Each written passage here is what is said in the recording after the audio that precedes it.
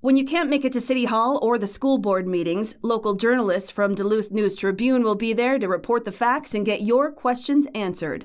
Local news works for you. Stay up to date at duluthnewstribune.com.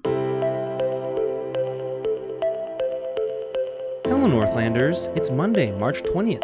I'm Wyatt Buckner with the Duluth News Tribune Minute, presented by Minnesota Power Employees Credit Union. The average MPECU member saves over $785 a year in better rates and lower fees.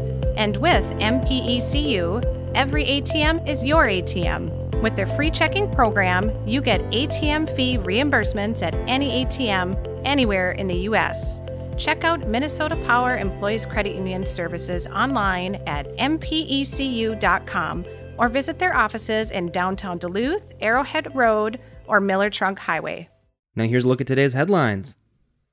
The upstart Wisconsin Badgers bounced on the ice and in the stands Sunday afternoon following a 1-0 victory over the Ohio State Buckeyes in the NCAA Women's Hockey Championship game at Amsoil Arena before a pro-Badgers crowd that made you question what side of the border you were on. Freshman forward Kristen Sims, a native of Minnesota from Plymouth, scored the lone goal 13 minutes and 28 seconds into the first period, while redshirt sophomore Cam Cronish, in her first season as the Badgers starting goaltender, made 31 saves. It's Wisconsin's 7th NCAA championship and 3rd national championship in 4 tournaments. The Buckeyes outshot the Badgers 16-5 in the opening 20 minutes, but still trailed by a goal at the first intermission. Junior goaltender Amanda Thiele made 21 saves for the Buckeyes, who won their first NCAA title in program history a year ago at Penn State, with a win over Minnesota Duluth.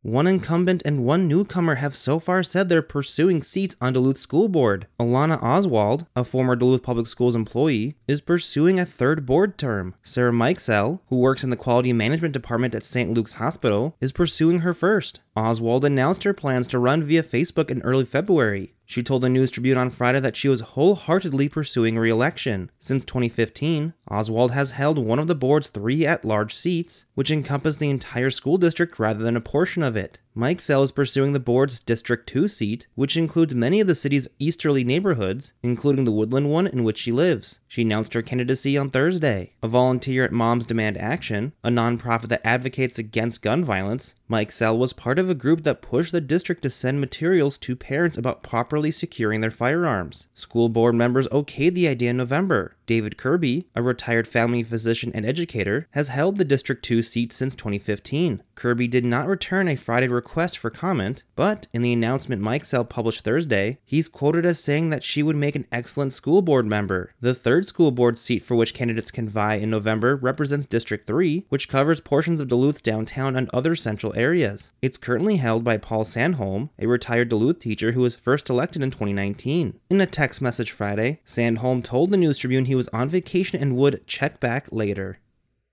A petition signed by 196 people will prompt the Planning Commission to take another look at plans to build a hotel at the corner of Sunby Road and Page Street. The petition calls for the would-be developer of the property to complete an environmental assessment worksheet to ensure the project will not cause harm to its surroundings, including Miller Creek, a designated trout stream. Neighbors have raised concerns about the proposed 4-story, 110-room hotel and the impact it will have on the rural residential community, but those concerns were not sufficient to convince the Planning Commission to withhold support for the project. An appeal to the Duluth City Council also proved unsuccessful. The petition will result in a temporary pause of any site work until the Planning Commission can consider whether an environmental assessment worksheet is justified. The property is owned by Kinseth Hospitality of Coralville, Iowa, which operates more than 100 hotels across the nation, including one in Duluth, doing business as True by Hilton. Now here's a look at your forecast, brought to you by the News Tribune's Northlandia podcast. Happy Monday, Duluth area. Mostly cloudy skies today and temperatures around 26 degrees. Still a wind off the lake from the northeast, about 10 to 15 miles an hour. Overnight tonight, mainly cloudy with temperatures in the teens as we head into your Tuesday. Then thickening cloud cover, and we'll be tracking stronger winds and a chance for some snow developing late in the day. High of 29 degrees. Chance for snow diminishes throughout your Wednesday, and temperatures will actually be very close to, if not above, freezing. We'll stay in the mid-30s for Thursday and Friday. I'm Storm Tracker meteorologist Jesse Ritka. Thank you to the Northlandia podcast for their support. The weekly podcast explores curious and unique stories here in the Northland. Whether it's a look inside the Northern Rail train car inn or an introduction to Duluth's musical roboticist, Robot Rickshaw, each episode celebrates the region's distinctive people, places, and history. You can find the latest episode of Northlandia at duluthnewstribune.news or wherever you also get this podcast. Reporting for today's episode was done by Matt Wellens, Joe Bowen, and Peter Passy. Thank you for listening to Duluth News Tribune Minute. Have a great day, and we'll see you back here tomorrow.